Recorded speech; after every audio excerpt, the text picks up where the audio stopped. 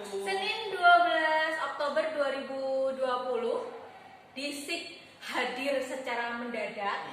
Kita namakan di acara ini atau video ini sebagai DISIK Emergency. Jadi DISIK ini hadir secara mendadak dilatar belakangi karena beberapa gejolak kaula muda menghadapi problematika kaula muda menghadapi situasi kondisi politik saat ini yang sedikit memanas ya Cak ya.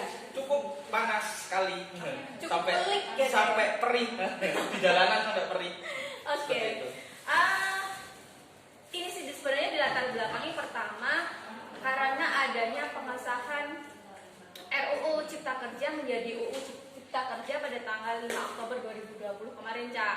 Nah, kemudian ini menyulut aksi oleh mahasiswa di berbagai wilayah di Indonesia. Termasuk di Magelang ya? Oke, seperti di Magelang.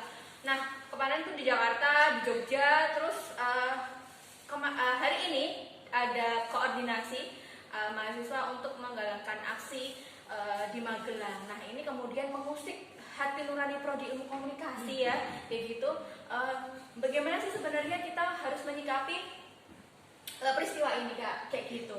Kalau dari saya sih pemantik diskusi kali ini ada 3 poin. Pertama, karena situasi kita saat ini di masa pandemi, kayak gitu ya, di mana penularan COVID-19 ini salah satunya potensinya terbesar adalah pada saat kita berkerumun. Nah, sementara kalau demo itu kan pasti berkerumun, kayak gitu, nggak mungkin enggak, meskipun jaga jarak pasti harus tetap ada interaksi kayak gitu. Ya, kalau misal kita demo pakai cuci tangan dulu kan agak lucu jadinya. Karena kan kalau demo kita kalau nggak kena debu nggak asik ya Cak ya, nggak bawa matahari kayak gitu ya Cak ya, ampun. Nah, itulah yang kemudian mengusik hati kami untuk membuat sebuah diskusi ini. Nah, selain permasalahan latar belakang saat kondisi saat pandemi saat ini, nah yang perlu dikhawatirkan juga sebenarnya adalah kesehatan mahasiswa. Kami sangat sebagai dosen sangat sayang banget sama mahasiswa. Antara kita mau ngelepasin mereka untuk sebagai lahan belajar mereka menyampaikan aspirasi, tapi di sisi lain kita juga khawatir kayak gitu bagaimana penyakit ini nanti bisa menular. Jangan-jangan dia pulang bawa kayak gitu untuk keluarganya, kayak gitu, hal-hal yang tidak diinginkan. Kalau masanya nggak pandemi mah ayo aja, monggo silakan kayak gitu.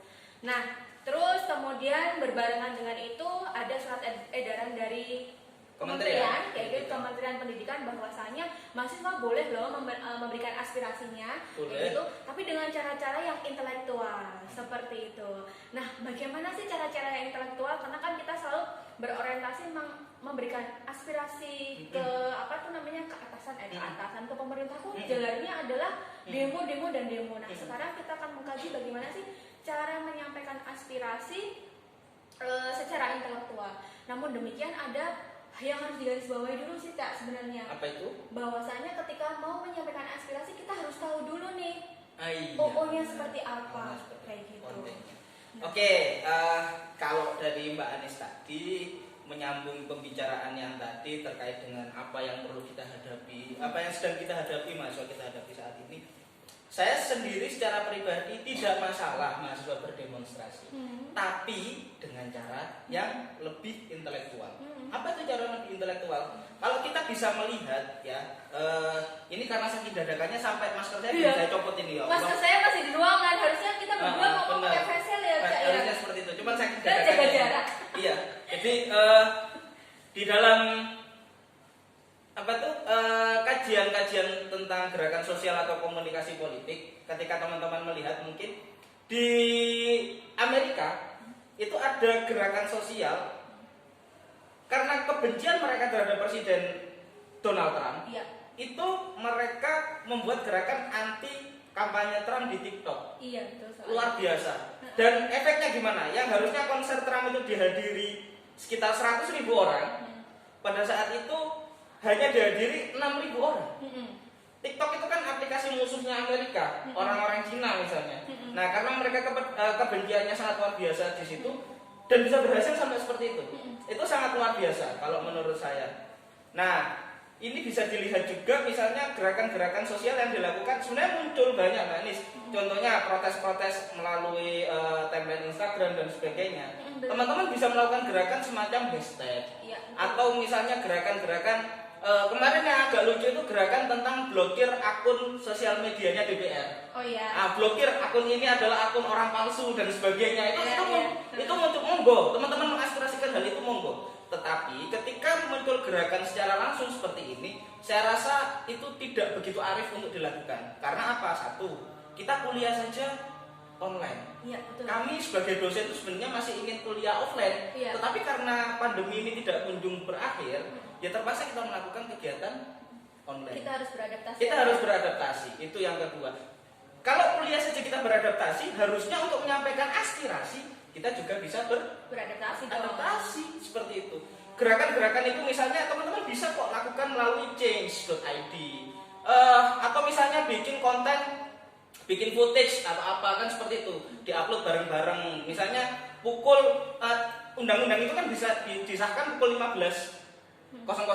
Setiap hari Senin pukul 15.00 memperingati kematian demokrasi misalnya di situ. Bikin postingan itu sebanyak-banyaknya, se-Unima. Itu cepat viral itu kayak gitu itu salah satunya. Bayangkan satu mahasiswa 5.000 mahasiswa Unima, ya toh, itu punya teman 10, itu sudah 50.000. 50.000 itu punya teman 10 lagi, itu bisa 500.000. Kalau itu terus membesar, itu juga akan didengar kok. Iya. Seperti itu. Jadi sekarang itu akan adanya sosial media, akan adanya internet dan sebagainya. Gerakan-gerakan seperti itu tuh bisa kita lakukan dari berbagai macam aspek. Dari seperti itu. Saya dulu juga demonstran. Dulu demonstran waktu jadi mahasiswa. Nah, Saya nggak bisa bayangin Cak Ibro jadi demonstran. itu Apa pun sekali ya? iya, itu pun saya demo tidak serta-merta turun ke jalan. Jadi turun ke jalan itu hanya solusi terakhir, Mbak Anis. Iya, betul. Saya pertama tuh nyurati DPR, langsung saya surati dengan teman-teman BEM. Teman-teman BEM itu saya surati. 2 kali surat tidak ada, saya buat surat minta audiensi. Tidak direspon juga, baru kami turun ke jalan. Itu jadi turun ke jalan itu solusi akhir, bukan awal dari demo, bukan awal dari demonstrasi. Banyak penyampaian aspirasi, semisal kita bisa melakukan mosi tidak percaya dengan cara bikinkan tanda tangan sebanyak-banyaknya. Itu juga bentuk demonstrasi. Betul. Bayangkan, satu mahasiswa Unima diwajibkan untuk menandatangani, wajib. Kalau enggak nanti BEM tidak mengeluarkan sertifikat tertentu yang bisa dibuat untuk yudisium. Itu bisa kok, gerakan-gerakan seperti itu bisa. Tetapi itu yang harus kita pelajari bersama. Ya. Kalau dari prodi ilmu komunikasi, monggo teman-teman menyampaikan aspirasi, tetapi dengan cara yang menurut saya harus lebih elegan lah. Iya, yang arif dan bijaksana. Saya yang dulu demonstran itu sudah sangat menentang mahasiswa yang langsung turun ke jalan sebagai awal-awal untuk gerakan. Itu hanya salah satu solusi akhir. Itu yang dari saya, Mbak Anis. Oke, sip. Jadi kalau saya ngasih kesimpulan sebenarnya kalau dulu medianya adalah pakai demonstrasi, seiring dengan perkembangan teknologi komunikasi kayak gitu ya, otomatis public share itu yang dulunya di ruang publik yang berada di kerumunan dan lain sebagainya itu kemudian bertransmigrasi kayak gitu, transmigrasinya ke dunia maya. Nah, disitulah teman-teman bisa mengajukan aspirasinya secara elegan dan secara intelektual kayak gitu. Tapi tetap harus ada etika-etika dalam melakukan penyampaian pendapat. Jangan menggunakan kata-kata kasar, misalkan jangan menggunakan informasi yang tidak benar kayak gitu. Nah, dari Cak Imron pun media atau saluran penyampaian pesannya pun juga macam-macam, misalkan tadi pakai hashtag, pakai meme atau dan lain sebagainya Utas pun Twitter bisa. dan sebagainya itu bisa dipakai. Jadi aktivitas di dunia nyata ini sekarang bisa dialihkan kayak gitu, ditransformasikan ke aktivitas dunia maya. Nah, salah satunya adalah memberikan aspirasi teman-teman terkait dengan gejolak yang sedang terjadi di negara kita saat ini seperti itu.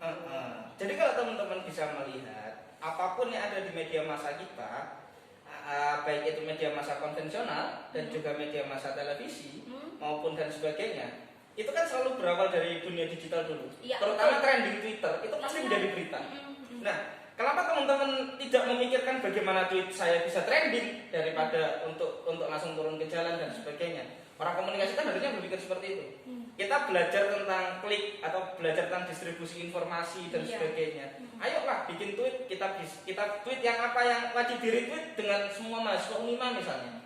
tweet-tweet yang menyampaikan aspirasi kita itu bisa, itu bahkan bisa nanti diliput. Iya, betul. Seperti itu. Jadi cara demonstrasi itu beragam, tidak hanya turun ke jalan seperti itu. Apa yang terjadi di masyarakat bisa menjadi agenda dari Benar. media, dan kemudian Seperti bisa itu. ketika media sudah membuat dia menjadi agenda yang perlu dipublikasikan, otomatis mata pemerintah juga akan menengok, dan itu bisa jadi menjadi sebuah agenda dari pemerintah kayak gitu. Misalkan contohnya kayak Odading Mang Oleh kayak gitu, itu luar biasa. berawal dari Word of unggahan, iya kan, unggahan Instagram, kemudian dia diliput oleh media massa dan sampai membuat pemerintah kota Bandung ya, Bandung.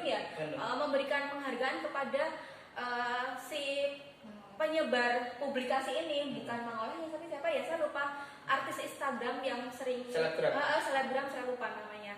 Nah itu sampai dia diberikan penghargaan jadi duta UKM kalau nggak salah. Nah itu salah satu bentuk bagaimana sih menyampaikan aspirasi. Idenya sih sederhana banget, memberikan pertolongan, pemahaman bahwa adalah UKM seperti ini, dan kemudian bisa diliput oleh media karena media tertarik, dia menganggap itu sebagai sebuah nilai berita. Kemudian pemerintah menanggapi hal tersebut dengan memberikan penghargaan kepada beliau kayak gitu. Itu yang pertama. Yang kedua tentang Mbak Anis, yang terpenting itu adalah tentang bagaimana kita memahami aksi itu sendiri. Oh iya, betul. Tidak banyak mahasiswa yang tahu apa itu aksi. Ya. Itu yang ketika tadi saya tes di beberapa grup saya tanya, ada nggak teman-teman yang tahu siapa itu asisten teritorial, ada yang tahu koordinator lapangan, ada yang tahu orator, ada yang tahu mediator, dan sebagainya. Mereka tidak ada yang tahu. Lah misalnya kalau nanti terjadi chaos, mereka larinya ke siapa? Tidak ada yang tahu juga. Betul sekali. Itu kalau dari manajemen aksinya. Yang terpenting lagi adalah konten. Sudah baca UU Cipta Kerja? Iya, betul. Itu problemnya. Kalau nanti tiba-tiba ada perwakilan DPR datang, mereka diajak diskusi dan nggak tahu, itu kan juga lucu. Iya, sebenarnya diskusi ini akan bisa berlanjut ketika kita juga diskusi sama orang-orang hukum ya, Cak. Benar sekali. Jadi dari sisi dasarnya untuk menyampaikan aspirasi ada base-nya dari hukum, dan kemudian secara aksi kita bisa tuturi Handayani dari belakang. Kami kalau misalnya dibuat untuk diskusi, kami siap juga bantu. Misalnya ayo diskusi bersama-sama dengan orang hukum dan juga mungkin komunikasi atau beberapa prodi lain, kita diskusikan apa sebenarnya yang ini kita buat semacam rilis bersama, rilis resmi, dan itu lebih elegan kan, seperti itu salah satu caranya. Itu bisa dilakukan juga. Jadi ya menurut saya teman-teman, sebelum turun ke jalan pahami dulu apa sih sebenarnya cara orang menyampaikan aspirasi, lalu manajemennya itu seperti apa, dan kita tahu nggak konten yang mau kita aspirasikan itu apa sebenarnya. Seperti itu. Itu yang dari saya, Mbak Anis. Oke, semoga teman-teman yang melihat diskusi kita kali ini bisa memaknai intinya ya, bahwasanya ketika mau aksi itu harus teman-teman paham dulu kontennya seperti apa, terus kemudian perlu juga memahami manajemen aksinya seperti apa, agar teman-teman datang ke situ nggak dengan kepala kosong kayak gitu ya, udah ada isinya dan bisa menyampaikan aspirasi yang benar. Benar sekali. Gitu. Itu kayaknya sudah cukup deh ya. Jadi tetap teman-teman jaga kesehatan. Sip. Lakukan gerakan dengan maksimal. Sip. Melalui cara-cara yang lebih elegan dan juga efektif. Ya. Pahami tentang manajemen aksi dan sebagainya. Jangan sampai teman-teman orang komunikasi tapi termakan hoax dan disusupi kepentingan-kepentingan yang sangat tidak penting sebenarnya. Seperti itu. Kayak gitu. Oke. Ya, diskusi kita kali ini kami cukupkan. Salam sehat dari kami berdua. Saya Anis Azhar Surya Tias dan saya Muhammad Imran Rosidi. Semoga diskusi dari kita berdua bisa bermanfaat ya buat teman-teman. Salam semangat, stay safe, terus juga salam perjuangan. Siap. Wassalamualaikum warahmatullahi wabarakatuh.